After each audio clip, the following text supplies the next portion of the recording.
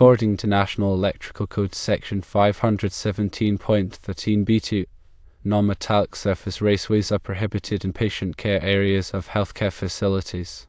This prohibition exists because non-metallic raceways do not inherently provide a reliable electrical ground path. In healthcare environments, the presence of sensitive medical equipment necessitates a robust and dependable grounding system to ensure patient and staff safety. The proposition to install a grounding bushing on a conduit entering the raceway and running two grounds to the device, one from the bushing and one from the equipment grounding conductor, might not be considered as meeting the intent of the National Electrical Code. While the grounding bushing would establish a ground path for the metallic conduit, it does not overcome the fundamental issue that the raceway itself is non-metallic. Because the raceway is non-metallic, it cannot be used in patient care areas due to its inability to provide a continuous and reliable ground path along its entire length. To achieve compliance with National Electrical Code Section 517.13b2, the recommended approach is to utilize a metallic surface raceway within the patient care area. Metallic raceways inherently offer the necessary electrical grounding path, ensuring the safety and integrity of the electrical system within the healthcare facility. It's crucial to prioritize the use of approved and compliant materials to mitigate potential electrical hazards and maintain a safe environment for patients and medical personnel. The National Electrical Code establishes minimum safety standards for electrical installations. Adherence to these standards is essential to protect individuals and property from electrical hazards. In the context of healthcare facilities, the requirements are particularly stringent due to the presence of sensitive medical equipment and the vulnerability of patients. Grounding plays a vital role in electrical safety by providing a low-impedance path for fault currents to return to the source. This path facilitates the rapid operation of overcurrent protective devices, such as circuit breakers or fuses, which interrupt the flow of electricity and prevent electrical shock or fire hazards. In patient care areas, the grounding system must be especially reliable to minimize the risk of electrical leakage currents that could interfere with medical equipment or pose a direct threat to patients. Non-metallic raceways, constructed from materials like polyvinyl chloride or other plastics, lack the inherent conductivity of metallic raceways. Consequently, they cannot serve as an effective ground path for electrical faults. The absence of a reliable ground path can lead to elevated touch voltages on exposed metal surfaces, increasing the risk of electrical shock. Furthermore, non-metallic raceways may not provide adequate shielding against electromagnetic interference, which can disrupt the operation of sensitive medical devices.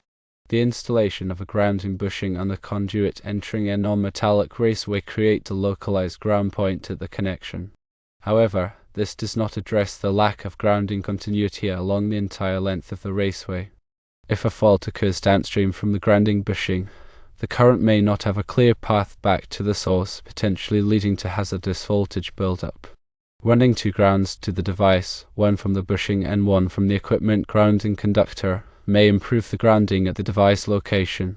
Nevertheless, it does not compensate for the absence of a continuous ground path throughout the raceway system. The equipment grounding conductor provides a dedicated ground path for the device itself, but it does not ensure that the raceway is properly grounded along its entire length. The National Electrical Code mandates the use of metallic raceways in patient care areas to ensure a reliable and continuous ground path.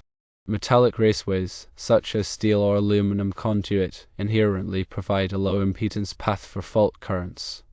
When properly installed and bonded, metallic raceways create a continuous ground path from the source to the electrical equipment, minimizing the risk of electrical shock and equipment damage.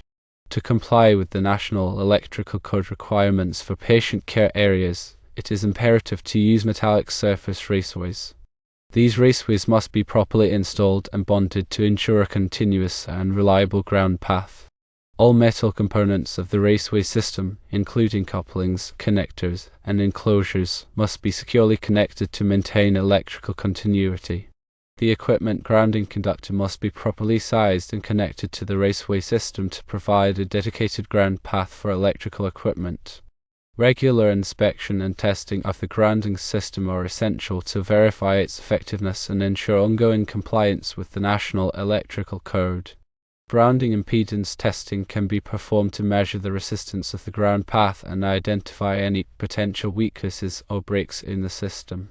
Visual inspections can identify any signs of corrosion, loose connections, or damaged components that could compromise the integrity of the grounding system. In addition to using metallic raceways, healthcare facilities may employ other grounding techniques to enhance electrical safety. Isolated power systems, for example, are often used in critical care areas to minimize the risk of electrical shock to patients. These systems use a special transformer to isolate the electrical supply from ground, reducing the potential for leakage current.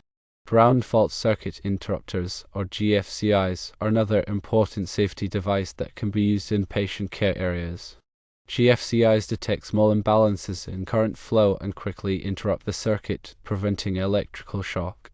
These devices are typically installed in wet locations, such as bathrooms and near sinks, where the risk of electrical shock is higher. The National Electrical Code provides comprehensive guidelines for electrical installations in healthcare facilities.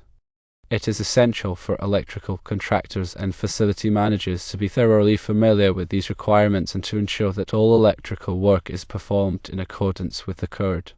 Regular training and continuing education can help to keep electrical personnel up to date on the latest code changes and best practices for electrical safety.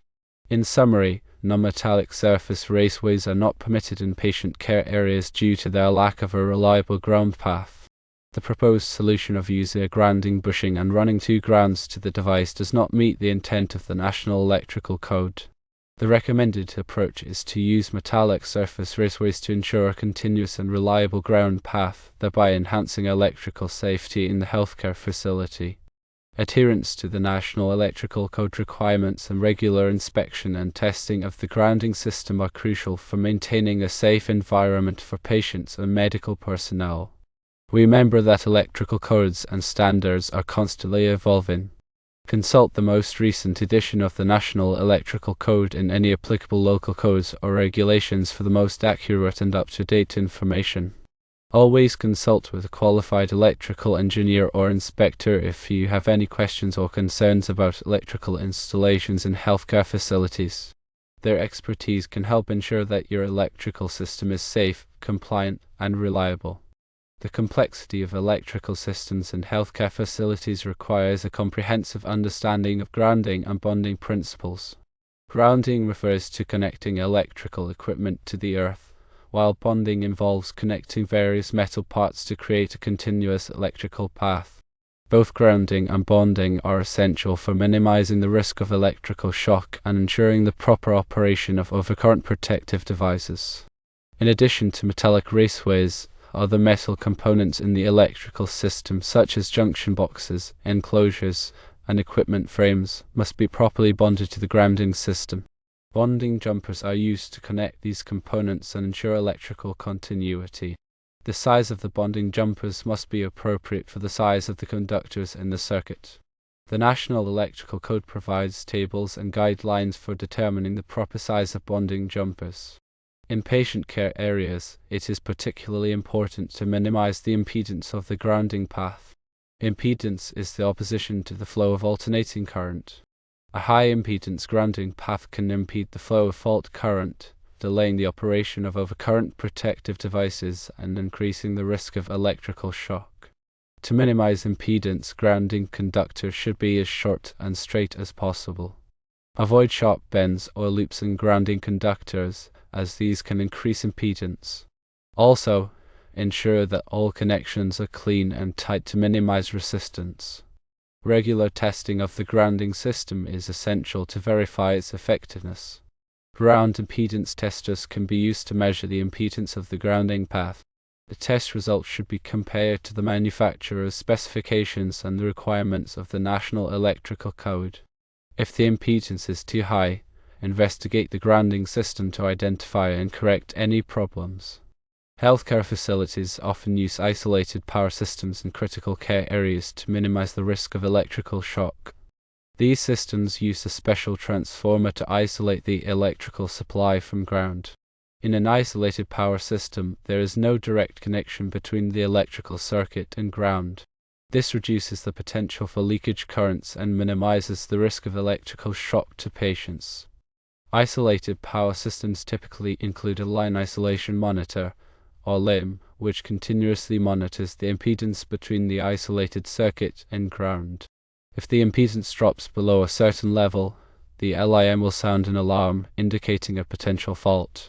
When working with isolated power systems, it is important to follow the manufacturer's instructions and the requirements of the National Electrical Code. Special grounding techniques may be required to ensure the safety and effectiveness of the system. Ground fault circuit interrupters, or GFCIs, are another important safety device that can be used in patient care areas. GFCIs detect small imbalances in current flow and quickly interrupt the circuit, preventing electrical shock. These devices are typically installed in wet locations, such as bathrooms and near sinks, where the risk of electrical shock is higher. GFCIs work by monitoring the current flowing through the hot and neutral conductors. If there is a difference of more than a few milliamperes between the two currents, the GFCI will trip, interrupting the circuit. GFCIs are very effective at preventing electrical shock, but they do not protect against overloads or short circuits.